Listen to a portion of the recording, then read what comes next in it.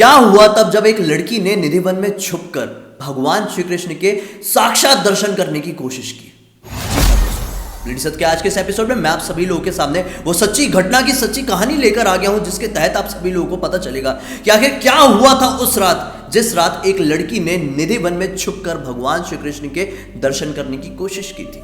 दरअसल इस कहानी की शुरुआत आज से 40 साल पहले हो गई थी। पूरी तरह से कहानी की शुरुआत करने से पहले उन सभी लोगों में जानकारी दे दूं जो कि हमारे चैनल में हमारे वीडियोस में नए हैं कि निधिवन कौन सी जगह है, आखिर वो कौन सी ऐसी जगह है कि भगवान श्री कृष्ण आज भी वहां पर प्रकट होते हैं। तो सही सुना दोस्तों आप लोगों ने, जो लोग पुराने हैं वो लोग तो बहुत अच्छे से ही जानते होंगे कि इस पृथ्वी में निधिवन ही एकमात्र ऐसी जगह है जहां पर भगवान श्री कृष्ण स्वयं अपने रूप में राधा रानी के साथ प्रकट होते हैं हर रात को, और गोपियों के साथ रासलीला मनाते हैं और फिर सूर्योदय होने से ही पहले राधा रानी के साथ अपने धाम वापस लौट जाते हैं, गोलोक वापस लौट जाते हैं। अब सोचने वाली बात यह है कि बहुत सारे लोगों को तो ये जानकारी है, केवल इंडिया में ही नहीं बल्कि पूरी दुनिया में ये जानकारी है कि भगवान श्री कृष्ण निधिवन में हर शाम को प्रकट होते हैं। तो आप लोग ये बोल रहे होंगे ना कि क्यों नहीं वहां पर लोग ठहर के श्री कृष्ण के साक्षात दर्शन कर लेते, है ना।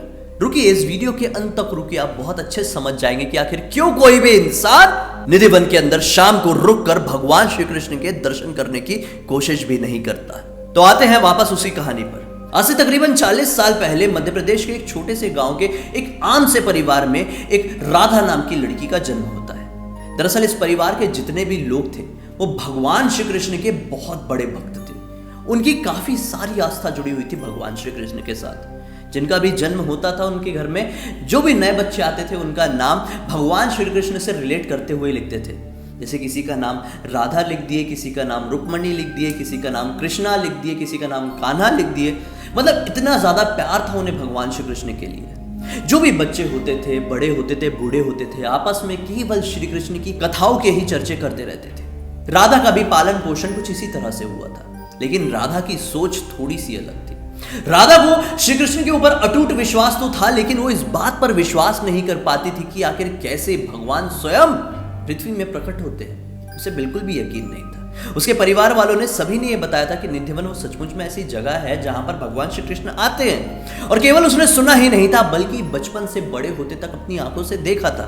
क्या देखा था कि उसके परिवार के सभी लोग महीने में कम से कम एक बार तो निधिवन के चक्कर जरूर काटते थे।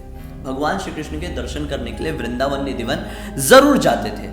मंदिर के पट खुलते थे और उसी समय वो परिवार के लोग वहां पर मौजूद होते थे।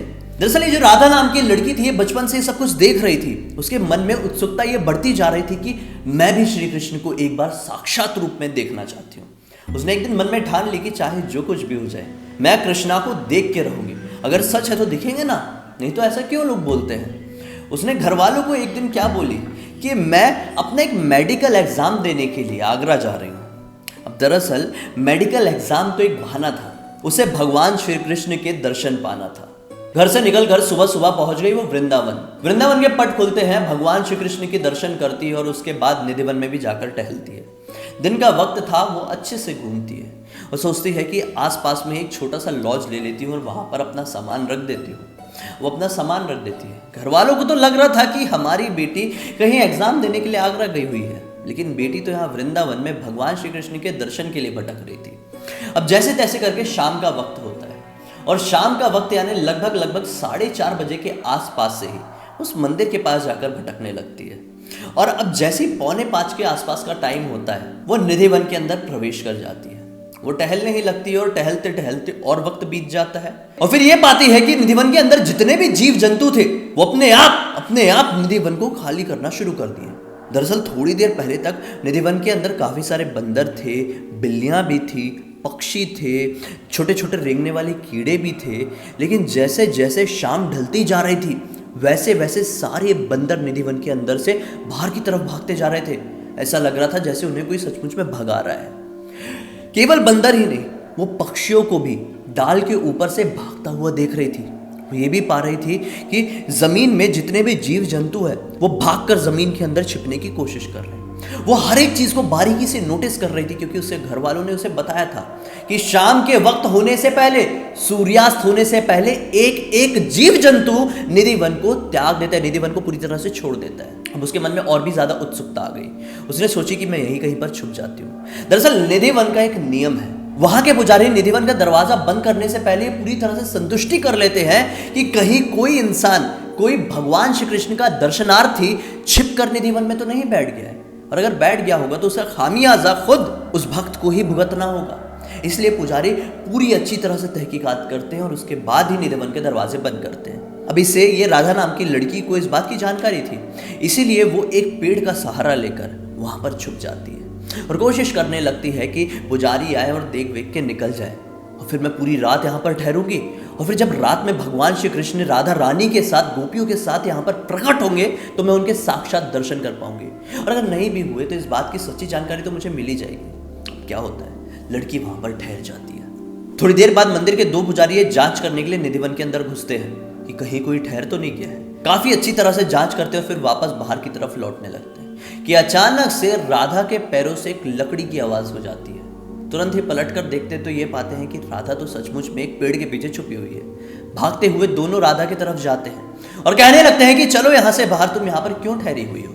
राधा कहती है कि मुझे भगवान श्री कृष्ण के दर्शन करना है, इसलिए मैं ठहरी हुई हूँ, और आप चाहे जितनी भी कोशिश कर ले, मैं यहाँ से नहीं निकलने वाली। बातों बातों में दोनों के बीच में बहस बढ़ जाती है। वो उठने के लिए तैयार नहीं होती है। ये दोनों ज्यादा जोर जबरदस्ती नहीं कर सकते थे, आखिर वो लड़की थी, एक भगवान श्री कृष्ण के दर्शन को लेकर मन में बहुत गहरी आस्था ले रखी थी। इसलिए कोशिश करते हैं कि और भी लोगों को अपने पास बुला लें, और भी लोग उनके पास आते हैं और फिर बाहर निकलने के लिए फोर्स करने लगते हैं, लेकिन वो नहीं निकलती है। और फिर आसपास के कुछ जो कर्मचारी थे, कुछ महिला कर्मचारी थे, उन्हें बुलाया जाता है और उनकी मदद से राधा को बाहर निकाला जाता है। और फिर जैसे तैसे करके राधा बाहर निकलती है, लेकिन बाहर निकलने के बाद वो फूट फूट कर रोने लगती है, मानो कि ऐसे कि बस वो अपनी जान त्याग देगी। लोग परेशान हो जाते हैं जिन लोगों ने उसे बाहर निकाला था। जैसे तैसे करके उससे बात करके उससे घर वालों को फ़ोन लगाया जाता है। घर वालों को जैसे ये बात पता चलती है तो वो लोग भी बहुत ज़्यादा हैरान हो जाते हैं, क्योंकि उन्हें तो ये पता था कि हमारी बेटी तो आगरा गई हुई है एग्ज़ाम देने के लिए। उन्हें बिल्कुल भी इस बात की जानकारी नहीं थी कि वो वृंदावन में निधिवन के अंदर छुपकर भगवान श्री कृष्ण के दर्शन करने की कोशिश कर रही है। घर वाले काफ़ी ज़्यादा समझाने की कोशिश करते हैं और राधा भी ये कहती है कि ठीक है, चलो मैं यहाँ से लौट जाऊँगी। लेकिन उसके बाद क्या होता है, अगले दिन वो ना लौट कर क्या करती है, वो फिर से निधिवन के अंदर छिप जाती है। और फिर से शाम के वक्त दो पुजारी उसी प्रकार से लोगों को ढूंढने के लिए निधिवन के अंदर जाते हैं। पूरी अच्छी तरह से तहकीकात करते हैं और आज भी उनकी नज़र राधा के ऊपर नहीं पड़ती है। वापस की तरफ लौटते हैं और फिर दरवाज़ा बंद कर दिया जाता है। शाम का वक्त होता है। इसके बाद क्या हुआ इसकी जानकारी केवल राधा को ही थी। सुबह का वक्त होता है और फिर वापस से निधिवन के दरवाजों को खोला जाता है। अब जैसे ही निधिवन के दरवाजों को खोला जाता है तो सबसे पहले ध्यान पड़ता है जमीन पर पड़ी हुई एक लड़की के ऊपर। बहुत ज्यादा डर जाते हैं सब लोग, भागते हुए उसकी तरफ जाते हैं, देखते हैं तो समझ जाते हैं कि ये तो वही लड़की है जो पिछले रात को इतने तमाशे की थी। वो लड़की के ऊपर पानी छिड़का जाता है, उसकी सांसें चल रही थी, बदन पूरी तरह से ठंडा हो चुका था। पानी छिड़का जाता है, वो हल्की से होश में आती है, लेकिन उसे समझ में नहीं आता मैं कहाँ हूँ। जैसे तैसे करके उसे निधिवन से बाहर निकाला जाता है, डॉक्टरों के पास ले जाया जाता है और उसकी थोड़ी देर जांच होने के बाद उससे बहुत लोग पूछने की कोशिश करते हैं कि तुमने अंदर क्या देखा। वो कुछ बोल ही नहीं पाती है, मानो कि वो अपनी बोलने की शक्ति खो चुकी थी। वो पूरी तरह से शांत हो चुकी थी। चाहती तो लिखकर बता सकती थी, लेकिन उसने लिखकर कुछ बताना भी ठीक नहीं समझा। राधा के घर वालों को फिर से फोन गया और राधा के घर वालों ने अपने एक छोटे से गांव से गाड़ी बनाकर राधा को वृंदावन जाकर वापस लाना ठीक समझा। वो यहाँ पर 4 व्हीलर गाड़ी बनाते हैं और कुछ 1-2 लोगों के साथ वृंदावन की तरफ निकलते हैं, हॉस्पिटल जाते हैं और राधा को अपनी गाड़ी में वापस बिठाते हैं और फिर वापस से अपने गांव की तरफ आते हैं। राधा अपनी ज़िंदगी नॉर्मल तरह से जीती है और फिर अप्रॉक्स 6 महीने के बाद राधा अपनी माँ की तरफ इशारा करती है और बोलती है कि मैं कुछ लिखना चाहती हूँ। राधा अपने हाथों से लिखकर अपनी माँ को ये साफ साफ बता देती कि उस रात जब मैं वहाँ पर रुकी थी, मैंने स्वयं भगवान श्री कृष्ण के रूप को अपनी आंखों से देखा था। मैंने बस एक झलक ही देख पाई थी कि मेरे सामने एक अलौकिक रोशनी, एक ऐसी रोशनी जिसे देखकर आंखें चकाचौंध हो जाए, वो प्रकट हुई है और वो रोशनी हूबहू भगवान श्री कृष्ण के रूप की तरह ही दिखाई दे रही थी। मैं केवल उतना ही देख पाई और फिर उसके बाद मैं उस रोशनी को सहन नहीं कर पाई और फिर मैं बेहोश हो गई। फिर जब मेरी आंखें खुली तो मैंने बोलने की बहुत कोशिश की, लेकिन मैं नहीं बोल पाई। और पता नहीं शायद माँ अब मैं कभी बोल पाऊंगी भी या नहीं। मैं इतने दिनों से ये कोशिश कर रही थी कि ये बात आप सभी लोगों को बताऊं, लेकिन मेरे मन में केवल वही आकृति इतने दिनों से छाई रही कि भगवान श्री कृष्ण के रूप वाली आकृति एक रोशनी के रूप में मेरे सामने कैसे प्रकट हो सकती है। मैं ये सोचती ही रह गई और आज इस बात को इतना समय बीत गया है। पिछली रात को ही मैंने भगवान श्री कृष्ण को अपने सपने में देखी। भगवान श्री कृष्ण मेरे सपने में आए थे, मुझे देखकर मुस्कुरा रहे थे और कह रहे थे कि अब बहुत जल्दी सब कुछ ठीक होने वाला है। मुझे ऐसा लगता है माँ कि मैं भगवान श्री कृष्ण के पास जाने वाली हूँ, या तो फिर मेरी जिंदगी में अब सब कुछ ठीक होने वाला है। माँ ये चिट्ठी देखकर, ये जो चीज़ उसकी बेटी राधा ने लिखी थी, इसे देखकर बहुत ज़्यादा भावुक हो जाती है और फूट फूट कर रोने लगती है। इसी सोच के साथ आने वाले और 2 दिन बीतते हैं, लेकिन जब तीसरे दिन की सुबह निकलती है तो इस दिन सब कुछ बदल चुका था। राधा बोलना शुरू कर चुकी थी और राधा की जिंदगी में अब इतनी ज़्यादा पॉजिटिविटी आ गई थी कि जितनी ज़्यादा पॉजिटिविटी की कल्पना राधा ने कभी की ही नहीं थी। आज भी भगवान श्री कृष्ण के इस चमत्कार को राधा कभी नहीं भूल पाई है और आज राधा का परिवार बहुत ही ज्यादा सुख और समृद्धि के साथ जी रहा है।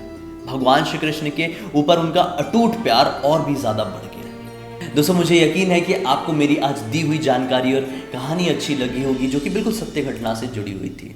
अच्छी लगी है तो इस वीडियो को लाइक कर दीजिए, अपने दोस्तों और परिवार वालों के साथ जरूर शेयर करना। मौका मिले तो वहां पर जरूर विजिट करना। मुझे मौका मिलेगा तो मैं भी जाऊंगा। मैं कंप्लीट व्लॉग आपको जल्द से जल्द दिखाने की कोशिश करूंगा, बस इंतजार कीजिए, सरप्राइज रहेगा। मैं खुद वहां पर विजिट करने वाला हूँ। चैनल को सब्सक्राइब करके बेल आइकन दबा के ऑल के ऑप्शन पर क्लिक करना, क्योंकि इसी तरह के हैरान कर देने वाले लोगों की वीडियो आप लोगों के सामने रेगुलरली लेके आते रहता हूँ। इनसा की लिंक वीडियो के डिस्क्रिप्शन बॉक्स में क्लिक करके डायरेक्टली वहां पर पहुंच जाना। चलिए फिर से मिलते हैं, तब तक के लिए बहुत बहुत धन्यवाद। आपका दिन शुभ हो।